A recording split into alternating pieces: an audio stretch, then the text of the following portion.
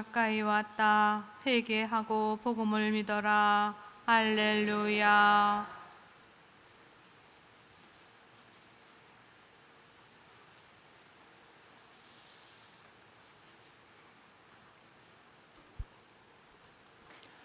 주님께서 여러분과 함께 또한 부재의 영과 함께 마테오가 전한 거룩한 복음입니다. 주님 영광 받으소서. 그때 예수님께서 사도들에게 말씀하셨다. 가서 하늘나라가 가까이 왔다 하고 선포하여라. 앓는 이들을 고쳐주고 죽은 이들을 일으켜 주어라. 나병 환자들을 깨끗하게 해주고 마귀들을 쫓아내어라. 너희가 거저 받았으니 거저 주어라. 전대에 금도 은도 구리돈도 지니지 마라. 여행 보따리도 여벌옷도 신발도 지팡이도 지니지 마라. 일꾼이 자기 먹을 것을 받는 것은 당연하다. 어떤 고을이나 마을에 들어가거든 그곳에서 마땅한 사람을 찾아내어 떠날 때까지 거기에 머물러라. 집에 들어가면 그 집에 평화를 빈다고 인사하여라. 그 집이 평화를 누리기에 마땅하면 너희의 평화가 그 집에 내리고 마땅하지 않으면 그 평화가 너희에게 돌아올 것이다. 누구든지 너희를 받아들이지 않고 너희 말도 듣지 않거든 그 집이나 그 고을을 떠날 때에 너희 발의 먼지를 털어버려라.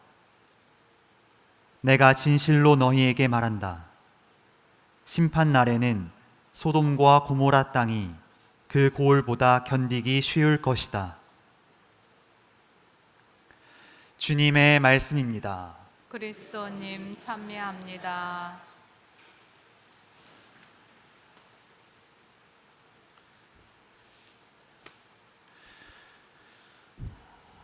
오소서 성령님, 전대에 금도 은도 구리돈도 지니지 마라. 여행 보따리도 여벌옷도 신발도 지팡이도 지니지 마라. 안녕하세요. 오늘 복음에서 예수님께서는 제자들에게 아무것도 소유하지 말라고 그렇게 말씀하고 계십니다. 지니지 마라, 이 명령법이 2번이나 반복되고 있어요. 강조되고 있다는 의미죠. 제자들이 지니지 말아야 될 게 무엇이냐? 전대, 금도, 은도, 구리돈도, 또 여행 보따리도, 여벌옷도, 신발도, 지팡이도. 그러니까 여행을 하면서 가장 필요하다고 여겨지는 것들, 그런 것들을 하나도 소유하지 말라고 이렇게 말씀하고 계십니다. 왜 제자들에게 무소유를 요구하셨을까요? 왜냐하면 제자들은 이미 예수님에게 받은 것이 있기 때문입니다. 가서 하늘나라가 가까이 왔다 하고 선포하여라. 앓는 이를 고쳐주고 죽은 이를 일으켜 주어라. 나병 환자들을 깨끗하게 해주고 마귀들을 쫓아내어라. 너희가 거저 받았으니 거저 주어라. 제자들이 예수님께 받은 게 뭘까요? 하느님 나라 선포하는 거. 그 다음에 또요? 병자 치유시키는 거. 그 다음에요? 죽은 이를 일으키시는 거. 그죠? 그 다음에 또 마지막에 뭐죠? 마귀를 쫓아내는 거. 이거 누가 하셨던 일일까요? 1번 본당 신부님, 2번 부제님, 3번 예수님. 몇 번이에요? 예, 네, 맞아요. 예수님이 하셨던 일입니다. 예수님이 요르단강에서 세례를 받고 나서 처음으로 하신 말씀이 뭐냐면 회개하여라. 하늘나라가 가까이 왔다. 이 복음 선포부터 시작해서 갈릴레아에 들어가셔서 하셨던 일이 뭐냐? 병자 고쳐주고 마귀 쫓아내고, 그죠? 네. 치유해 주시고, 그리고 죽은 이를 일으키시고, 이게 예수님께서 하셨던 일입니다. 그러니까 제자들이 예수님으로부터 받은 게 무엇이냐? 예수님께서 하신 일을 할 수 있는 능력을 받았다는 것을 의미하죠. 예수님께서 하신 일을 할 수 있는 능력을 받았다는 것은 예수님이 소유한 힘과 동일한 힘을 제자들도 소유할 수 있게 되었다. 이게 예수님으로부터 받은 영적인 힘이라는 거죠. 그리고 예수님께서 갖고 계시는 힘을 소유하게 되었다는 것은 또 우리가 곰곰이 생각해 보면 제자들이 앞으로 하게 될 모든 일 안에서 성령과 예수님께서 함께 일하고 계시다는 것을 또 의미하기도 합니다. 그러니까 마태복음의 가장 중요한 주제, 예수님을 통해서 선포하고 싶어하는 하나님의 모습 뭐죠? 임마누엘, 하나님께서 우리와 함께 계시다. 이 신비를 제자들은 예수님으로부터 받은 겁니다. 오늘 일독서를 보죠. 요셉은 자기를 팔아넘긴 형들에게 다음과 같이 말합니다. 내가 형들의 아우 요셉입니다. 형님들이 이집트로 팔아넘긴 그 아우입니다. 그러나 이제는 저를 이곳으로 팔아넘겼다고 해서 괴로워하지도 자신에게 화를 내지도 마십시오. 우리 목숨을 살리시려고 하나님께서 나를 여러분보다 앞서 보내신 것입니다. 이렇게 이야기합니다.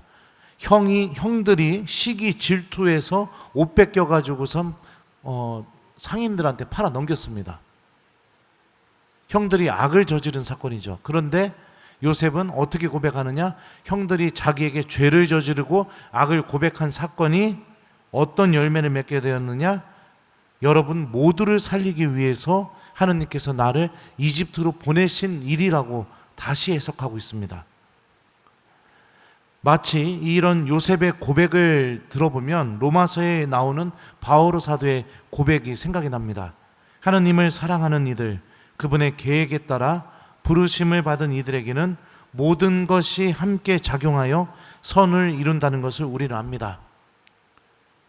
그러니까 고통 속에서도 또 누군가가 저지른 죄 속에서도 또 누군가로부터 받은 상처 속에서도 하느님께서는 가만히 계시는 분이 아니라 우리가 그 어둠에서 빠져나와서 하느님을 바라볼 수 있게, 우리가 그 죄의 상처 안에만 계속해서 머물면서 내가 더 아파하고 고통을 받는 그 삶에서 빠져나와서 주님께서 마련하신 구원을 바라볼 수 있게, 다시 말하면 눈에 보이는 우리들의 역사 안에 나를 구원과 은총과 생명으로 인도하는 하느님의 역사가 같이 공존하고 있다라는 것이 이 요셉의 말을 통해서 고백되고 있는 거죠. 죄로 시작되었지만 주님께서 우리를 살리신 일로 어떻게 해요? 모든 것이 함께 작용해서, 이 모든 것이 함께 작용하게 하신 분이 누구냐? 바로 하느님이죠. 이거를 어려운 말로 신학적으로 뭐라고 얘기하냐면 섭리라고 합니다. 섭리. 창세기는요, 읽어보신 분들은 아시겠지만 요셉이 종살이하는 거처를 옮길 때마다 이런 표현을 반복적으로 하고 있습니다. 요셉이 이집트에 팔려나가게 되었을 때 주님께서 요셉과 함께 계셨으므로 그는 모든 일을 잘 이루는 사람이 되었다. 그는 자기 주인 이집트 사람의 집에서 살았다. 여기서 어떤 표현이 나오죠? 주님께서 요셉과 1번 같이 계셨다, 2번 같이 계시지 않았다. 몇 번이에요? 네, 같이 계셨다고 고백되고 있죠. 자, 그리고 나서 요셉이 이집트 그 주인의 그 부인의 유혹 때문에, 저처럼 얼굴이 반반했나 봐요. 네. 부인의 유혹 때문에 넘어가지를 않고 끝까지 그 부인의 유혹을 거부합니다.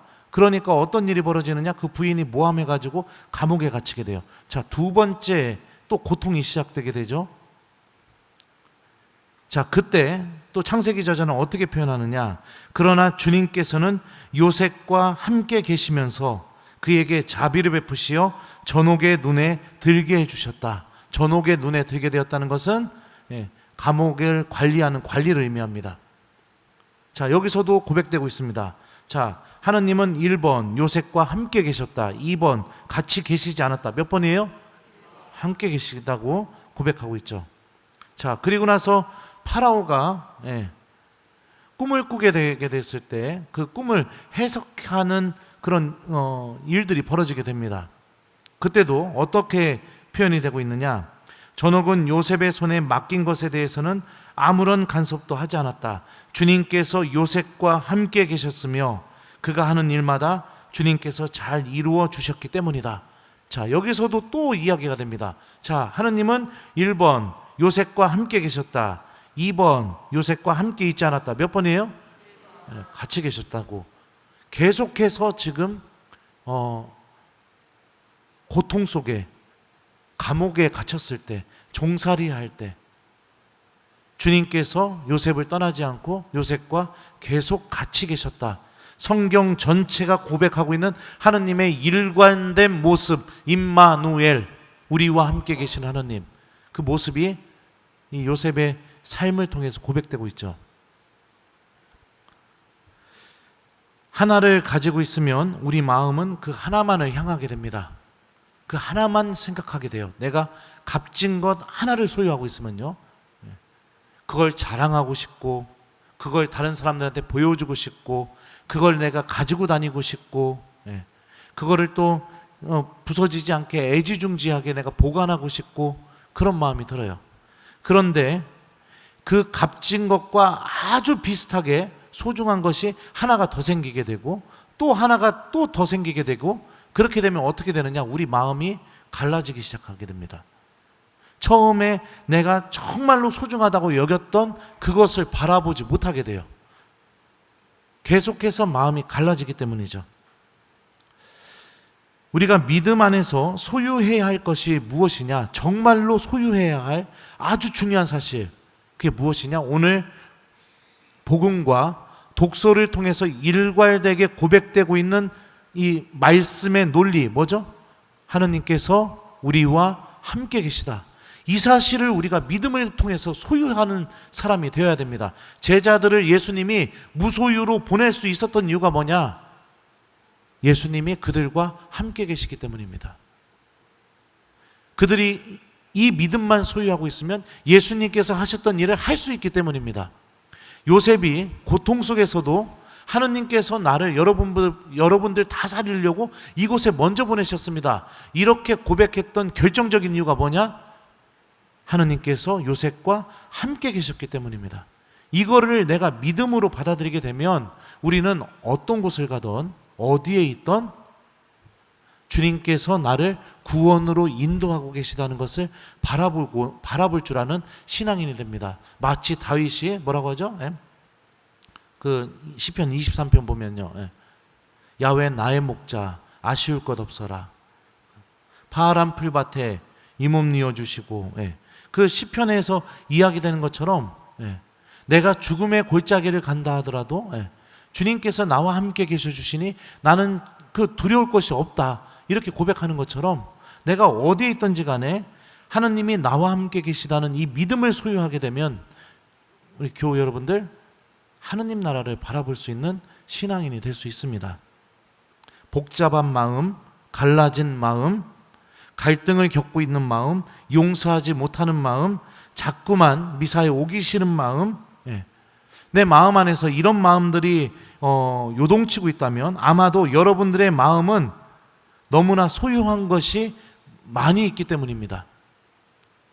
하느님께서 우리를 세례성사를 통해서 내가 세상 끝날까지 언제나 너희와 함께 있겠다는 그 약속을 분명히 해주셨는데, 내 마음이 그 약속만 바라보지 못하고 이것도 잡아야 되고 저것도 잡아야 되고 이것도 잡아야 되고 이것도 잡아야 되고 이것도 잡아야 되고, 그러니까 환장하는 거죠. 그러니까 마음이 갈라지고 하느님을 바라볼 수가 없고 은총을 향해서 걸어나갈 수가 없게 되는 거죠. 주님께서 마태복음 마지막에 보면은 우리 모두에게 제자들을 통해서 약속해 주셨어요. 보라, 내가 세상 끝날까지 언제나 너희와 함께 있겠다. 이 예수님의 약속이 우리 안에서도 유효하다라는 것을 기억했으면 좋겠습니다.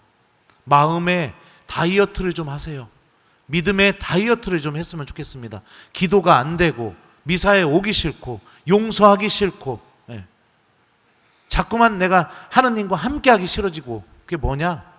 내 믿음이 뱃돼지가 불러서 그렇습니다. 마음이 배돼지가 불러서 그래요. 제 배처럼 아주 그냥. 예. 하나만을 소유하는 신앙인이 되십시오. 그 하나가 사랑하는 우리 교회 여러분들, 오늘 독수와 복음이 고백하고 있는 주님께서 바로 너와 함께 계시다. 이 약속이 되었으면 좋겠습니다. 아브라함이 부르심을 받을 때를 한번 기억해 보십시오. 하나님께서 아브라함에게 요구하셨던 게 무엇인지, 내 고향과 친족과 아버지의 집을 떠나라고 했습니다. 그리고 아브라함은 고향과 친족과 아버지의 집을 떠나자 비로소 하느님의 말씀에 믿음을 두는 사람이 되었고, 말씀 하나에만 의지하는 사람이 되었습니다. 하느님께로 가지 못하게 만드는 마음들이 있다면 과감하게 거기서 떠나보셨으면 좋겠습니다. 구원을 바라보고 주님께서 우리에게 주실 영원한 생명을 바라보면서 내가 아브라함처럼 그곳으로부터 떠나 주님의 말씀만을 의지하는 신앙인이 되는 길로 넘어가 보셨으면 좋겠어요. 우리들의 믿음도 하느님 한 분만으로, 하느님께서 나와 함께 계시다는 성경 전체가 고백하는 이 진리에 대한 믿음 하나만을 소유하는 그런 믿음이 되었으면 좋겠습니다. 그 나머지는 주님께 맡기십시오. 왜냐하면 일독서가 고백하듯이 하느님께서는 내가 당신에 대한 믿음만을 잃지 않으면 모든 것이 함께 작용해서 반드시 선을 이루어 주시는 분이시기 때문입니다. 그러니 주님께서 나와 함께 계시다는 이 믿음 하나, 이거 하나만 소유했으면 좋겠습니다. 그래서 여러분들의 믿음을 통해 요셉처럼 여러분들도 여러분들의 가족을 살리는 신앙인, 그리고 오늘 복음에 나오는 제자들처럼 예수님께서 언제나 우리와 함께 계시며 예수님께서 하셨던 일을 나도 할 수 있는 신앙인, 그런 신앙인이 되는 은총으로 걸어나갔으면 좋겠습니다. 숙제 드릴게요. 오늘 숙제는 이게 말이 좀 그렇지만 믿음 다이어트 하기, 이게 숙제입니다. 그래서 이것도 잡고 싶고 저것도 잡고 싶고 그런 마음의 욕심들을 좀 내려놓으시고, 오늘 집에 가셔서 보라 내가 세상 끝날까지 언제나 너희와 함께 있겠다, 이 예수님이 해주신 약속의 말씀을 기억하면서 묵주기도 딱 한 단만 바치기, 이게 숙제입니다. 성모님한테 도움 청하면서요. 아셨죠? 성모님, 제가 이 믿음 하나만 소유하게 해주십시오. 제가 그 나머지 다 붙잡으려고 하지 마시고 하지 않고 예수님께서 저와 함께 계시다는 이 믿음 하나만 소유할 수 있게 도와주십시오. 이렇게 좀 성모님께 도움을 청하면서 하느님께서 우리와 함께 계시다는 그 믿음을 소유할 수 있는 저녁이 되었으면 좋겠습니다. 사람 관계도 그렇죠.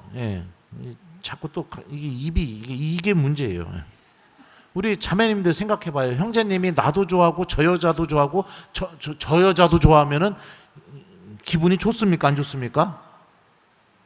좋나 봅니다. 사람 관계도 마찬가지입니다. 한 사람만 소유해야 내가 정말로 진실한 사랑을 나눌 수 있는 것처럼 하느님과의 관계도 내가 주님께서 우리와 함께 계시자는 그 약속의 말씀 하나, 그것을 붙잡으면 그 나머지는 주님께서 당신 섭리로 우리를 당신 보시기에 가장 좋은 곳으로, 또 가장 좋은 은총으로 인도해 주실 것입니다. 그러니 너무 많이 소유하는 믿음을 갖는 신앙인이 되지 않길 바랍니다. 전대의 금도 은도 구리돈도 지니지 마라. 여행 보따리도 여벌옷도 신발도 지팡이도 지니지 마라. 아멘.